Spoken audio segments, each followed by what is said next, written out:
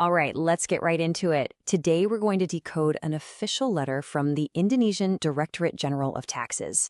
Now, I know these things can look super complicated, but our goal here is to break it down piece by piece so you can see exactly what it means and how it all works. You ready? Let's dive in. You know that feeling, right? You get an official-looking envelope in the mail, your name's on it, and your heart just starts beating a little faster. We've all been there.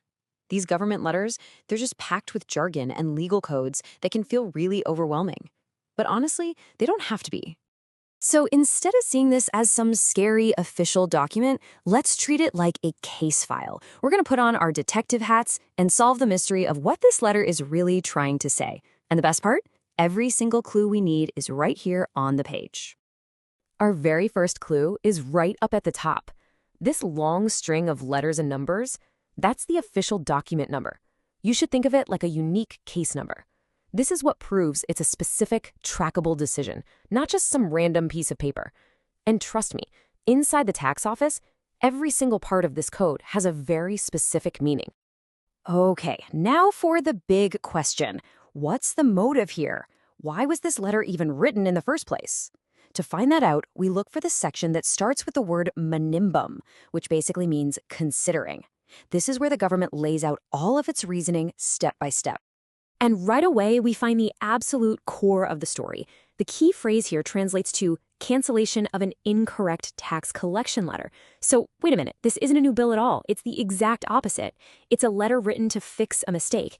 This is actually really good news. And as you can see, this reveals a really clear, logical process. The tax office didn't just act on a whim. First, they got new information that pointed to a potential mistake. Second, they launched a formal investigation. It even has its own report number. And third, based on what they found in that investigation, they issued this decision. It really shows there's a system of checks and balances at work here. So they've decided to cancel a tax bill, but can they just do that? Well, the next section, mengingat, or remembering, gives us the answer. This is where they pull out their rulebook, the specific laws that give them the authority to make this call. This list shows that their actions aren't just arbitrary. They're bound by this whole framework of laws, from some foundational ones passed decades ago, all the way up to more recent decrees. Listing all these rules basically confirms that the decision is legit and it's following established procedure. Okay, we've seen the motive and we've seen the rulebook. Now we get to the most important part of the entire document, the verdict. The section that starts with memutuskan literally means to decide. This is it. This is the final binding action. So who is this all for? It's for a taxpayer named Desi. You know, putting a name to the case number makes this whole thing feel much more real. This isn't just some abstract process. It's something that directly affects a real person or a real business. And now for the financial impact. This simple table tells the whole story. The original amount that was owed was almost 2 million rupiah, but just look at the column right next to it, the new amount.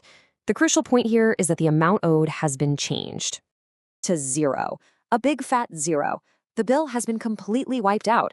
This single number is the entire verdict, the final outcome of the whole investigation. The debt is gone. What a clear and powerful conclusion to our case. The decision has been made, but we're not quite done. You know, like any good detective story, the case has to be properly closed. A few final details are what make this document legally binding and totally official. First, the timing. This decision is effective immediately, starting from the day it was issued, January 12th, 2026. So there's no waiting period. That cancellation is active right now. Next up, accountability. The document is signed, in this case electronically, by an official named Harry Setiawan. This puts a specific person's authority behind the decision, which makes it official and traceable. And finally, a very modern proof of authenticity. This QR code, it's not just decoration. You can actually scan it with your phone, and it'll verify that the document is real and hasn't been messed with. It's a pretty great use of technology to build trust and prevent fraud. So, we've cracked the case. We took a dense, official-looking document and uncovered its simple, clear message. Let's just quickly recap the key takeaways from our little investigation. You know, the most important lesson here is that you now have the tools to do this yourself. By looking for the structure, the why, the legal basis, and the final decision, you can decode pretty much any official letter. It proves that systems can and do correct their own errors, and that understanding these documents is completely within your reach. Now that we've demystified a tax letter, it makes you wonder, what other intimidating documents are out there just waiting to be understood? A legal contract? A property deed? Let us know in the comments what we should put under the microscope next. Thanks for watching.